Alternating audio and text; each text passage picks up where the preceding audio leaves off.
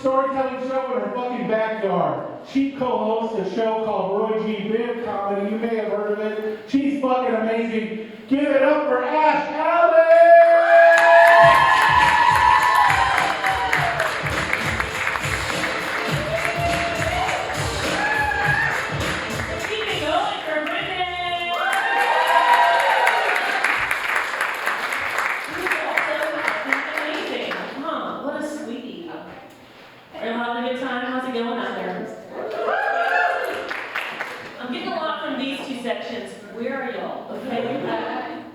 I'm like rooting for you. Let's do it again.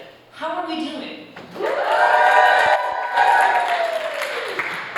That's a lot for a Wednesday. We're doing it.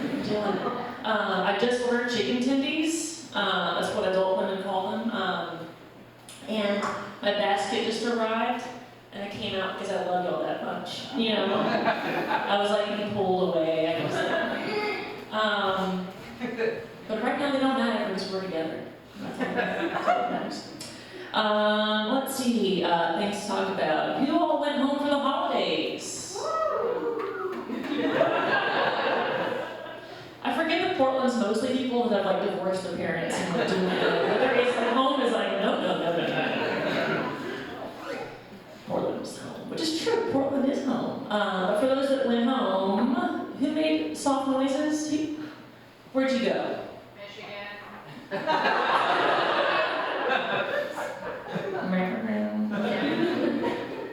It's like a sad horn.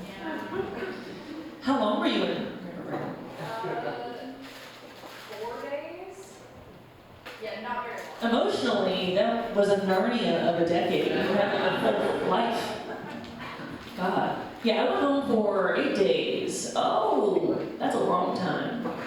That's double what you just said. To be competitive, but I won. Because I got to go to Mississippi for 8 days. Can write that movie on Lifetime. This is a documentary. Who here has been in the city before? Yeah. Honestly, that's more than I usually get. You were excited. Are you from there? I'm from Georgia. Wow. Okay, so where in Mississippi?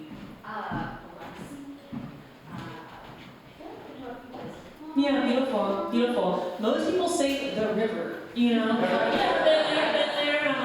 I'm not from a body of water, you know? Like, I'm not just from the, we're not all just born shoeless coming out of a, a little raft. Like a little nutria. Anyway, I just came back from there, and it's a lot going home for the holidays. I'm an only child.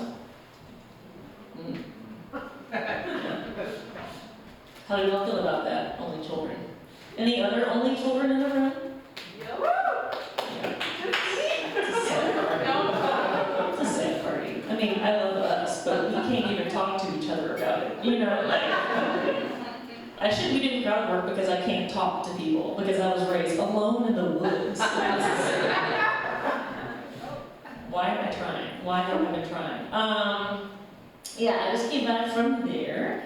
And there's a couple things, I'm an only, which, I'm not sure what y'all think about only children. People I think always think that we get like all that we want, that it's this like, chocolate river of snacks and just things, and we're just having the best time, blank checking it. Mine was more like, there's like stray wild dogs, and I'm trying to like fight them off in the middle of the field. I'm just like, just trying to prove my strength. The coyotes, I'm just running around with little Umbros, no shirt, no shoes, no problem, the big stick. So when I go back home, I do kind of regress to that version of me a little bit. But it's tough being an only child from there, not because you just get weird in the woods alone, but because I am not my parents' favorite. Who won that contest? Didn't know there was a contest. Thought it was a shoe-in. Thought that was just going to be a thing. Right now, the winner is a beautiful chocolate lab. Her name is Iris. You know, we all get it. We all get it. My mom does call her her other daughter.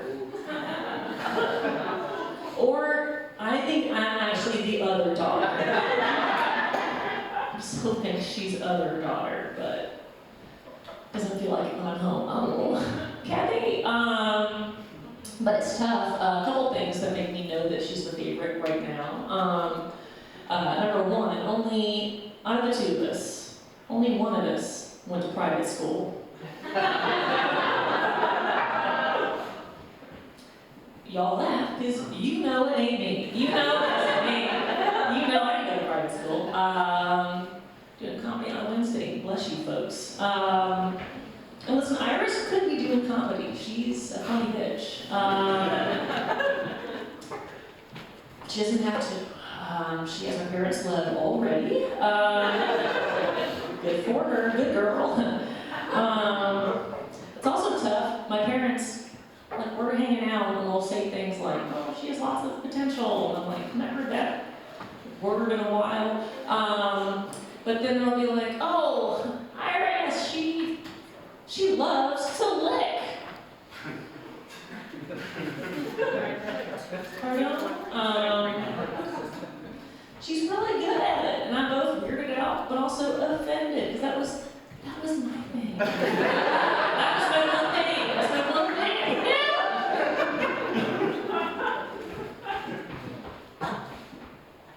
It's complicated. It's complicated.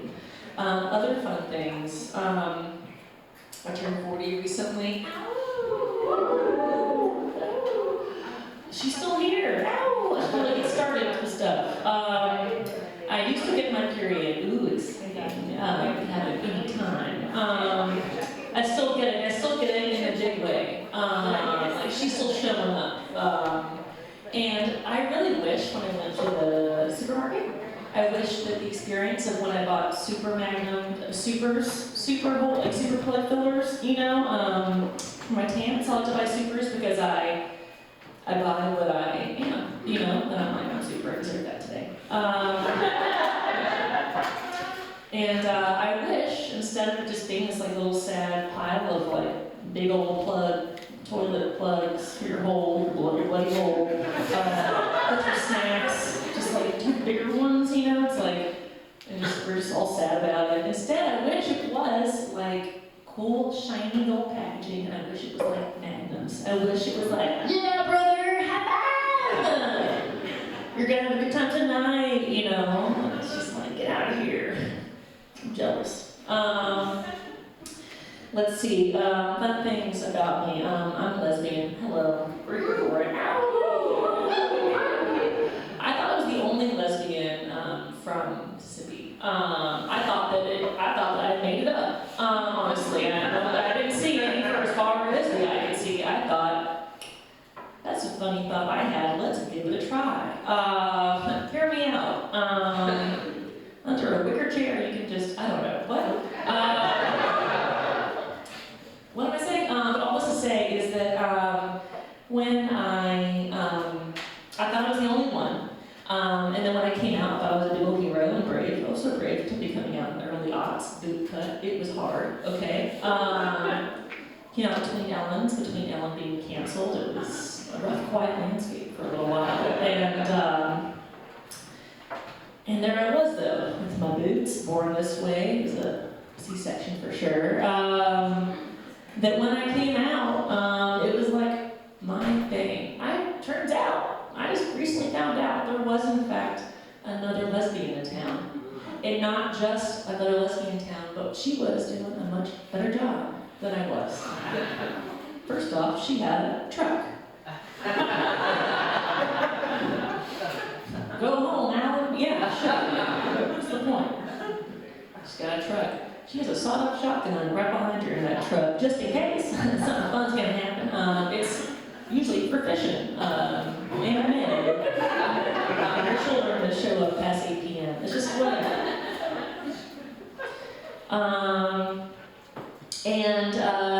She also has a little burner phone in this truck, and that burner phone is always hot. And it is only for bisexual Methodist pastors that are that are hot, okay? So this person is out there in these streets, being better and being gay than me. And it's my grandma. It's my fucking grandma. Fucking grandma.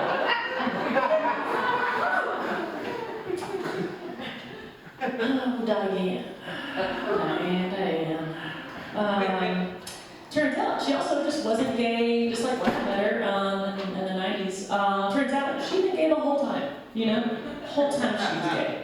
And that she was gay, she had a girlfriend during World War II.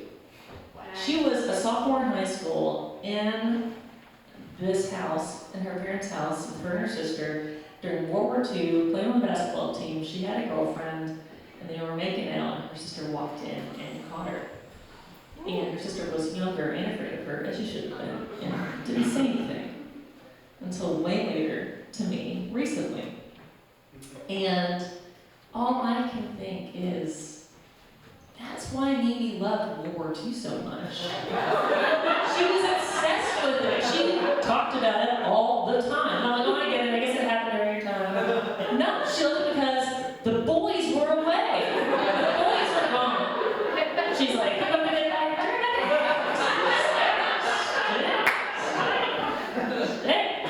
And it also made me see Road to the River differently, you know? Like, that sleeve is up for a reason. And while she was into World War II, I'm more of a World War III kind of guy.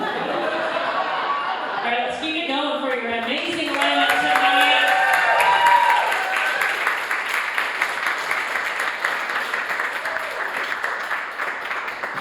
One more time for Ash Allen.